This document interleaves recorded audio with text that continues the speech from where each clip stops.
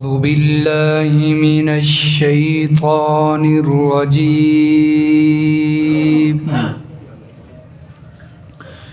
بسم الله الرحمن الرحيم.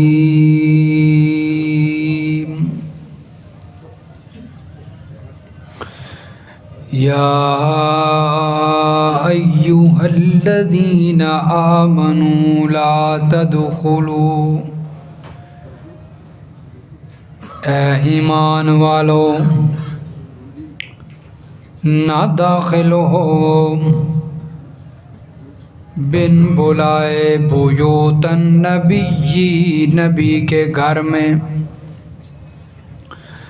الا ان یؤذن لکم الی طعام غیر ناظرین اناء، مگر جس وقت تم کو کھانے کے لیے اجازت دی جائے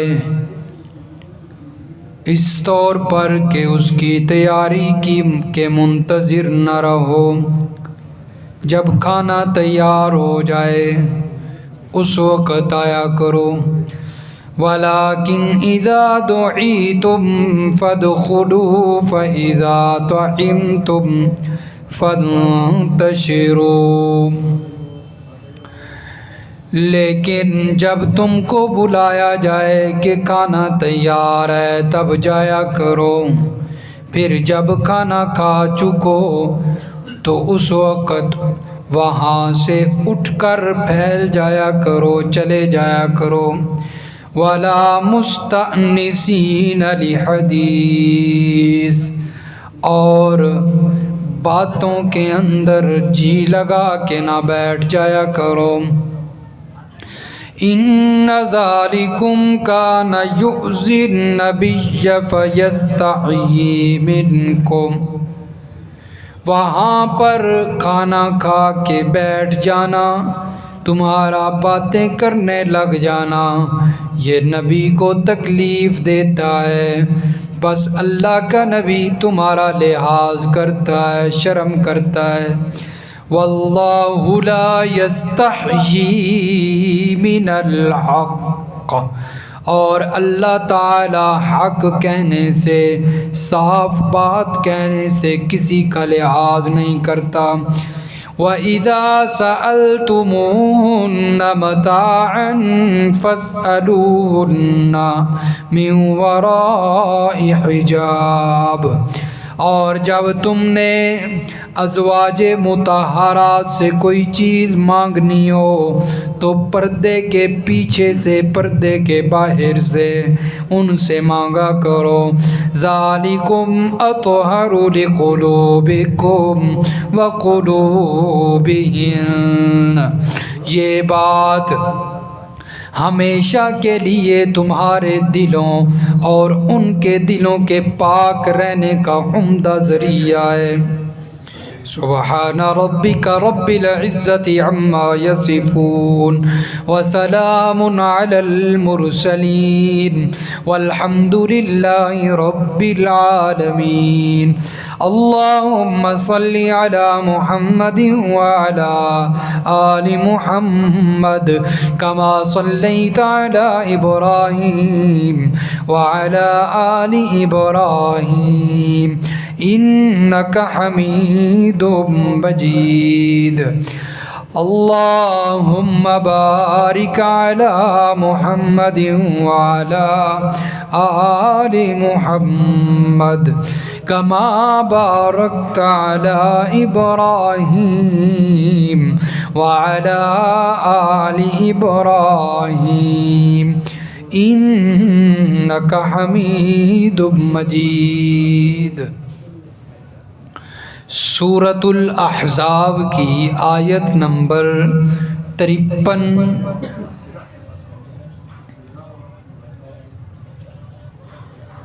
مکمل تلاوت نہیں کی گئی، کچھ حصہ آیت نمبر 53 کا تلاوت کیا گیا ہے۔ گزشتہ آیات میں اللہ تبارک و تعالی نے نبی علیہ الصلاۃ والسلام کی خصوصیات کا تذکرہ فرمایا تھا۔ ایک تو اللہ رب العزت نے چند ان عورتوں کا ذکر فرمایا کہ جن سے اللہ کے نبی صلی اللہ علیہ وسلم نکاح کر سکتے ہیں، شادی کر سکتے ہیں، اور پھر اللہ نے ازواج کے درمیان باری کا ذکر کیا، اور نبی علیہ الصلاۃ والسلام کے لیے ان کی خصوصیت تھی کہ اللہ نے گنجائش اور اجازت دی تھی کہ وہ اپنی مرضی کے ساتھ ازواج کے درمیان باری مقرر کر سکتے ہیں، اور یہ خصوصیت تھی اللہ کے نبی کی۔ ایمان والا باقی کوئی انسان ہے، اس کی یہ خصوصیت نہیں، اس کے لیے یہ گنجائش اور اجازت نہیں ہے، بلکہ اللہ کے نبی صلی اللہ علیہ وسلم سے ہٹ کر کوئی ایمان والا جو ہے، اس کے لیے حکم ہے کہ وہ 2 ہوں 3 ہوں، جتنی بیویاں ہوں انصاف کے ساتھ ان کے درمیان باری مقرر کرے۔ ایک دن رات ایک کے پاس، دوسرا دوسرے کے پاس، تیسرا تیسرے کے پاس، اپنی مرضی نہیں کر سکتا۔ چنانچہ اللہ تبارک و تعالی نے فرمایا کہ یہ جو گنجائش ہم نے اپنے نبی صلی اللہ علیہ وسلم کو دی ہے، یہ گنجائش ازواج مطہرات کے درمیان خوشی کا باعث، کیونکہ اللہ کے نبی کو گنجائش ہونے کے باوجود بھی اللہ کے نبی نے تمام کے درمیان انصاف کے ساتھ کام لیا، تو اس سے اللہ کے نبی کی ازواج خوش ہوتی تھی۔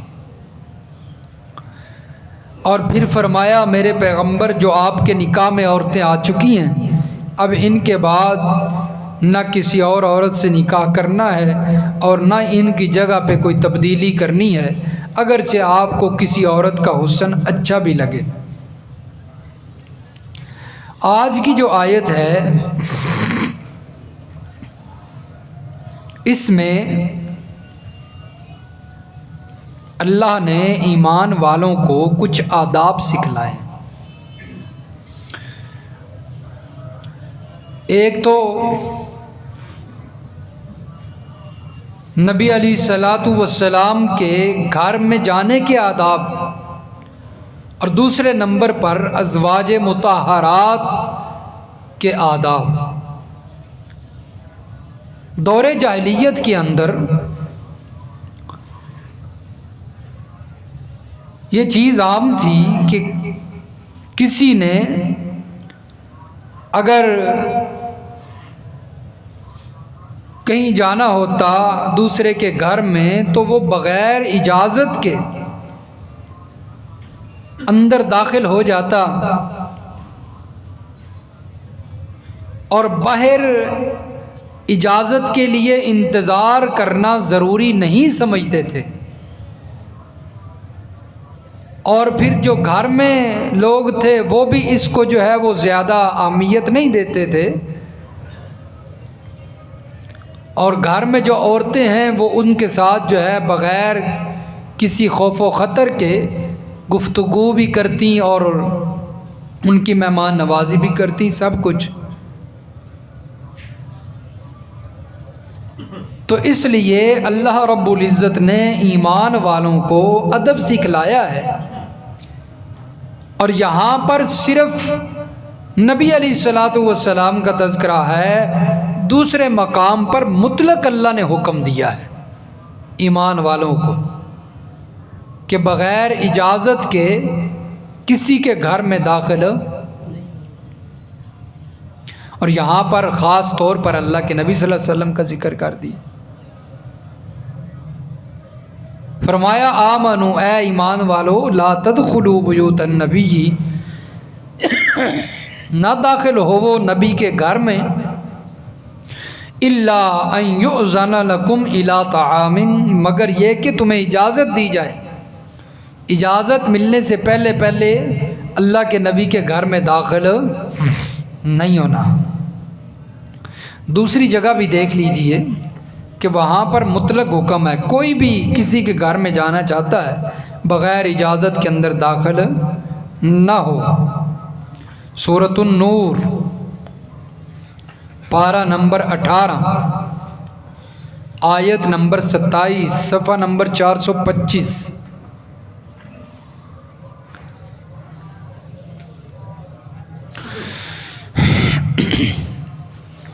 صفحہ 425 سورۃ النور کی آیت نمبر 27۔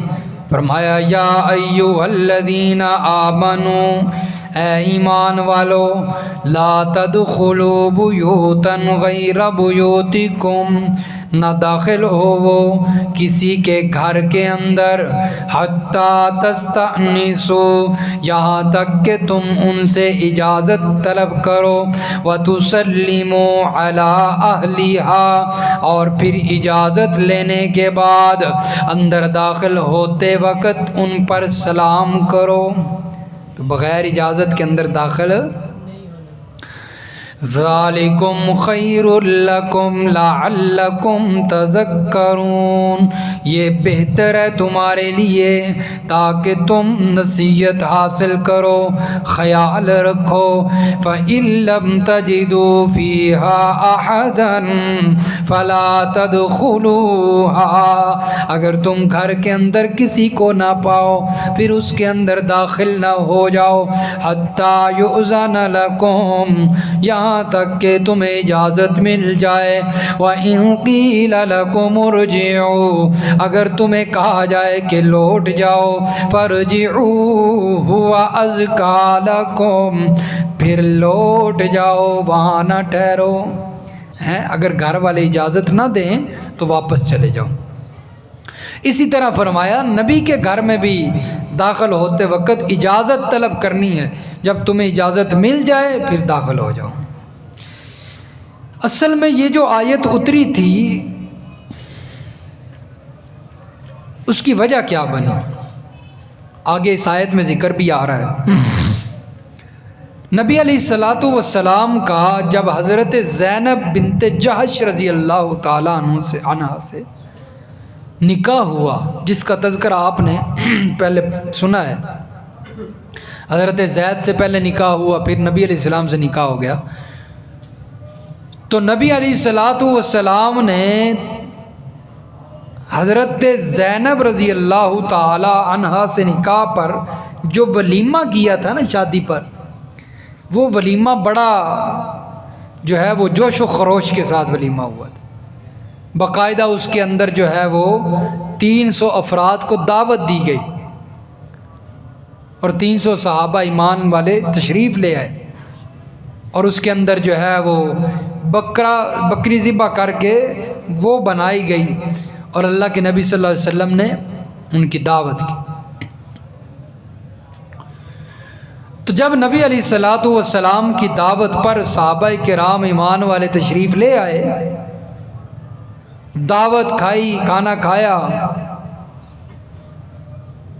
اور پھر کھانا کھانے کے بعد صحابہ کرام وہاں پر بیٹھ گئے اور باتیں کرنے لگے۔ اللہ کے نبی صلی اللہ علیہ وسلم انتظار میں تھے کہ کب صحابہ کرام واپس جاتے ہیں۔ حضرت زینب رضی اللہ تعالی عنہا بھی وہیں پر ساتھ جو ہے وہ پردے میں دیوار کی طرف منہ کر کے بیٹھی ہیں۔ تو اس وقت اتنی جگہ تو ہوتی نہیں تھی کہ آسانی کے ساتھ بندہ الگ، مردوں کو الگ جو ہے وہ کھانا دے، عورتوں کو الگ، اتنی سہولیات تو ہوتی نہیں تھی، تو دقت پیش آتی تھی۔ صحابہ کرام بیٹھے رہے، اب اللہ کے نبی چاہتے تھے کہ یہ جائیں تاکہ ہم آسانی سے جو ہے وہ باقی گھر کا جو ہے وہ معاملات جو ہے وہ کر لیں، لیکن صحابہ کرام کو اس چیز کا علم نہیں تھا کہ نبی علیہ السلام یہ چاہتے ہیں۔ تو اب دیکھیں صحابہ کرام سے بڑھ کر کوئی اللہ کا ولی نہیں ہو سکتا، ہے کہ نہیں؟ سب سے بڑے ولی جو ہیں اولیاء اللہ وہ صحابہ کرام ہیں۔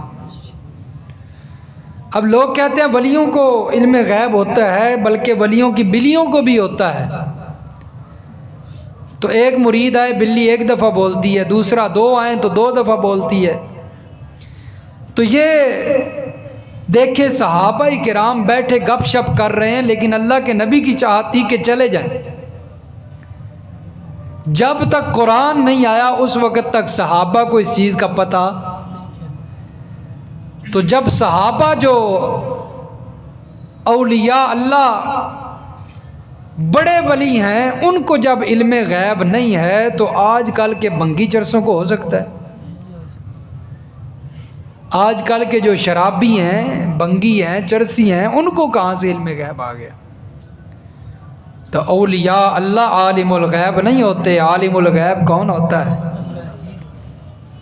صحابہ بیٹھے گپ شپ لگا رہے ہیں، اللہ کے نبی اٹھے باہر گئے اور چکر لگا رہے ہیں، واپس آئے، صحابہ کرام ویسے ہی بیٹھے ہیں۔ پھر تشریف لے گئے باہر، حضرت انس رضی اللہ تعالی عنہ سے پوچھتے ہیں کہ صحابہ چلے گئے ہیں یا نہیں؟ فرمایا نہیں یا رسول اللہ، بھی بیٹھے ہیں گپ شپ کر رہے ہیں۔ تو اس موقع پر اللہ نے یہ آیت نازل فرمائی تھی کہ اللہ کے نبی صلی اللہ علیہ وسلم جو ہیں بڑے حیا والے انسان تھے، اور اللہ کے نبی نے فرمایا الحیاء من الایمان، حیا ایمان کا حصہ ہے۔ اور اللہ کے نبی صلی اللہ علیہ وسلم نے یہ بھی فرمایا لا ایمان لمن لا حیا، جس بندے کے اندر حیا نہیں اس کا ایمان ہی نہیں۔ تو حیا جو ہے یہ انسان کے اندر ہونی چاہیے۔ تو نبی علیہ الصلوۃ والسلام تو حیا کے پیکر تھے، نمونہ تھے۔ تو کیسے کہتے صحابہ اکرام کو کہ اٹھو اور چلے جاؤ؟ خاموشی اختیار کی اور چکر لگاتے رہے۔ نبی علیہ الصلوۃ والسلام تو خاموش رہ گئے، لیکن اللہ خاموش نہ رہا۔ فرمایا میرے پیغمبر آپ حیا کرتے ہیں، لیکن میں اس بات سے شرم نہیں کرتا۔ فوراً قرآن نازل کر دیا، فرمایا یا ایھا الذین آمنوا، اے ایمان والو، لا تدخلوا بیوت النبی، ادب سیکھو، ادب سکھا رہے ہیں اللہ تعالیٰ۔ دیکھیے نا پہلا ادب کیا سکھایا، فرمایا نبی کے گھر میں جب آنا ہے اجازت لے کر آنا ہے، بغیر اجازت کے نہیں آنا۔ الی طعام غیر ناظرین انا، فرمایا آنا بھی اس وقت ہے جب کھانا تیار ہو جائے، جب کھانا تیار ہو جائے۔ یہ نہ ہو کہ تم آ کے بیٹھے رہو، انتظار کرتے رہو اور کھانا بھی تیار ہو رہا ہو۔ میرے نبی کو پریشان وَلَٰكِنْ إِذَا دُعِيتُمْ فَادْخُلُوا فَإِذَا طَعِمْتُمْ، اور فرمایا ایک ادب یہ بھی ہے کہ جب تمہیں بلایا جائے تب آؤ، دعوت دی جائے تب آؤ، بن بلائے مہمان نہیں بننا، بن بلائے مہمان۔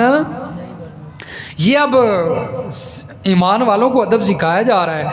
آیت تو نبی علیہ الصلوۃ والسلام کی پریشانی کی وجہ سے نازل ہوئی، لیکن حکم عام ہے۔ اب بھی یہ حکم سب کے لیے ہے، صرف اس وقت کے لوگوں کے لیے نہیں تھا، اور نہ ہی اللہ کے نبی کے ساتھ خاص تھا۔ حکم عام ہے۔ عام حکم کا مطلب یہ ہے کہ کوئی بھی عام انسان، میں ہوں، آپ ہیں، جب تک کوئی دعوت نہ دے اس وقت تک بغیر دعوت کے اس کے گھر میں جا کر نہیں بیٹھ جانا کہ اسی تواڈے مہمان ہیں، بن بلائے مہمان نہیں بن کے جانا۔ نبی علیہ الصلوۃ والسلام کو ایک شخص نے دعوت دی، اور ساتھ 4 صحابہ کرام اور بھی تھے، تو 5 بندے یہ اللہ کے نبی صلی اللہ علیہ وسلم بھی تشریف لے کے گئے۔ رستے کے اندر ایک بندے نے دیکھا کہ اللہ کے نبی جا رہے ہیں، اور صحابہ کرام بھی 2-3 سے باقی بھی ساتھ، وہ بھی ساتھ ہیں۔ تو پوچھا صحابہ سے کہاں جا رہے ہو؟ انہوں نے بتایا کہ آج فلاں شخص نے ہماری دعوت کی ہے۔ اچھا آج تو موج لگ گئی ہے، میں بھی تھوڑے نال ہی چلنا گا، میں بھی آپ کے ساتھ جاؤں گا۔ اللہ کے نبی نے فرمایا اچھا آ جاؤ۔ جب اس شخص کے گھر پہنچے نا، جس کے گھر دعوت تھی، دروازے پہ کھڑے ہوئے، دستک دی، وہ آیا تو اللہ کے نبی صلی اللہ علیہ وسلم نے اسے پہلے بتایا کہ آپ نے جن افراد کو دعوت دی تھی وہ تو ہیں، لیکن یہ ایک بن بلایا مہمان بھی ہمارے ساتھ ہے، اگر اس کے جو ہے وہ اس کی آپ اجازت دیتے ہیں اور آپ کے گھر میں کھانے کی گنجائش ہے تو یہ آتا ہے، وگرنہ اس کو ہم واپس بھیجتے ہیں۔ اس نے کہا نہیں یا رسول اللہ، اسے بھی آنے دیں۔ تو بغیر جو ہے وہ دعوت کے کسی کے ہاں، تو اس بات کا اللہ نے ادب سکھایا ہے، اذا دعیتم فادخلوا، جب تمہیں دعوت دی جائے پھر وہاں پر جاؤ۔ فاذا طعمتم فانتشروا ولا مستأنسین لحدیث، فرمایا یہ بھی ادب سیکھو کہ جب تم کھانا کھا چکو تو فانتشروا، وہاں سے اٹھ کر چلے جاؤ، ولا مستأنسین لحدیث، وہاں پر باتیں نہ کرنے لگ جاؤ، باتوں میں جی لگا کر نہ بیٹھ جاؤ، وہاں سے اٹھ کر چلے جاؤ۔ ہاں، تو یہ بھی مفسرین کرام فرماتے ہیں کہ اگر جو دعوت دینے والا ہے، جس کے ہاں دعوت ہے، وہ چاہتا ہے کہ کھانے کے بعد میرے مہمان یہاں پر بیٹھیں اور رونق لگی رہے، پھر تو اجازت ہے، اگر وہ نہیں چاہتا تو پھر وہاں پر بیٹھنے کی اجازت، پھر وہاں سے جو ہے وہ اپنا بستر باندھو اور واپس چلے جاؤ، وہاں پر باتیں نہیں کرنے لگ جانا، کیونکہ ہر انسان کے گھر کے معاملات ہوتے ہیں، ہو سکتا ہے اس نے کوئی اپنا معاملہ کرنا ہو، کوئی کام کرنا ہو، آپ وہاں پر بوجھ باندھ کے بیٹھے رہیں اور وہ بیچارہ پریشان رہے، شرم کے مارے کہے بھی نہ کہ آپ گھر چلے جاؤ۔ تو یہ ادب سکھایا، کیونکہ صحابہ کرام وہاں پر بیٹھے تھے، گپ شپ کر رہے تھے، تو اللہ نے فرمایا جب کھانا کھا چکو تو فانتشروا، اٹھ کے چلے جاؤ، ان ذالکم کان یؤذی النبی، کیونکہ یہ بات، یہ تمہارا وہاں پر بیٹھنا اور گپ شپ کرنا نبی علیہ السلام کو تکلیف ہو رہی تھی، کیونکہ اللہ کے نبی چاہتے تھے کہ صحابہ کرام آپ تشریف لے جائیں اور گھر کا کوئی معاملہ اور کرنا تھا۔ فَيَسْتَحْيِي مِنْكُمْ، لیکن اللہ کے نبی شرم کر رہے تھے، لحاظ کر رہے تھے کہ میں صحابہ کرام کو کیسے کہوں، کیونکہ اللہ کے نبی صلی اللہ علیہ وسلم کی عادت مبارکہ تھی کہ اللہ کے نبی صلی اللہ علیہ وسلم حیا کی وجہ سے خود جو ہے وہ کسی کو کچھ ایسے نہ کہتے، تو اسی موقع پر بھی نبی علیہ السلام بھی خاموشی اختیار کر گئے اور صحابہ کو کچھ نہ کہا، لیکن فرمایا واللہ لا یستحیی من الحق، اللہ تعالیٰ لحاظ نہیں کرتا، اللہ تعالیٰ شرم نہیں کرتا اس بات سے۔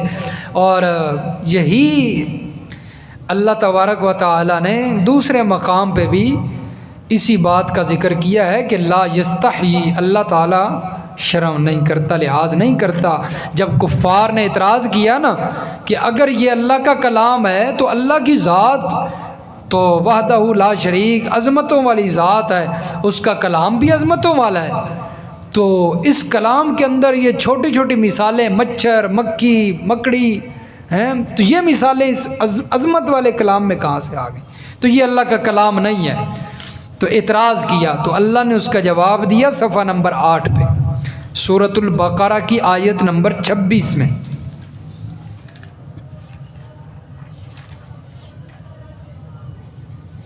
صفحہ 8 فرمایا ان اللہ لا یستحیی ان یضرب مثلا ما بعوضۃ فما فوقها، بے شک اللہ تعالی شرم نہیں کرتا اس بات سے کہ بیان کرے مثالیں مچھر کی یا اس سے بھی حقیر، یا اس سے بھی حقیر، اس سے بھی کم تر جو ہے مثال۔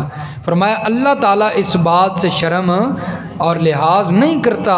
فَأَمَّا الَّذِينَ آمَنُوا فَيَعْلَمُونَ أَنَّهُ الْحَقُّ مِنْ رَبِّهِمْ، فرمایا ایمان والے جو ہیں وہ جانتے ہیں کہ یہ ساری مثالیں اللہ کی طرف سے حق ہیں، چاہے وہ مکھی کی ہے، مچھر کی ہے، مکڑی کی ہے۔ لیکن کفار جو ہیں فَيَقُولُونَ مَاذَا أَرَادَ اللَّهُ بِهَذَا مَثَلًا، وہ اعتراضات کرتے ہیں کہ اللہ کیا ارادہ کرتا ہے یہ مثالیں قرآن میں بیان کر کے۔ تو یہاں پر بھی فرمایا واللہ لا یستحیی من الحق، اللہ تعالیٰ حق کہنے سے نہیں شرم کرتے، حیا نہیں کرتے۔ بلکہ جو حق بات ہوتی ہے اللہ تعالیٰ بیان فرما دیتے ہیں قرآن نازل فرما کے۔ تو اس موقع پر بھی نبی علیہ الصلوۃ والسلام کے صحابہ کو اور تمام ایمان والوں کو اللہ نے ادب سکھلانے تھے، تو اللہ نے قرآن نازل فرمایا۔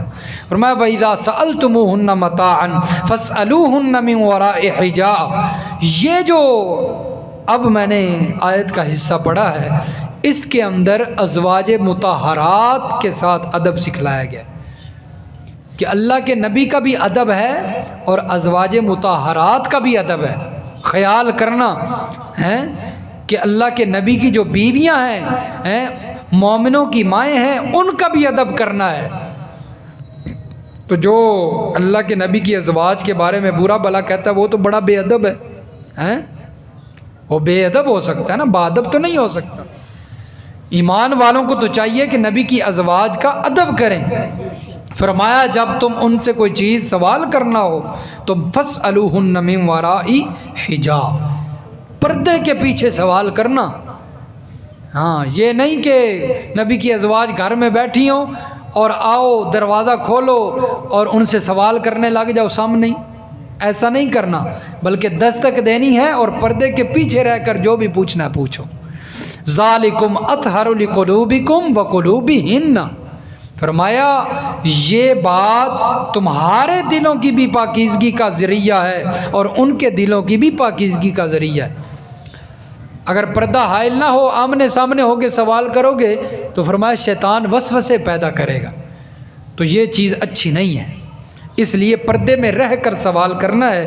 اب دیکھیں قرآن مجید کی آیت گواہ ہے، یہ سورۃ الاحزاب کی آیت ہے، آپ پڑھ چکے ہیں وَيُطَهِّرَكُمْ تَطْهِيرًا، کہ قرآن نے نبی کی ازواج کی پاکیزگی کو بیان کیا ہے۔ اعلیٰ درجے کی پاکیزگی پائی جاتی ہے نبی کی ازواج میں، ان کے دلوں کے اندر اعلیٰ درجے کی پاکیزگی ہے۔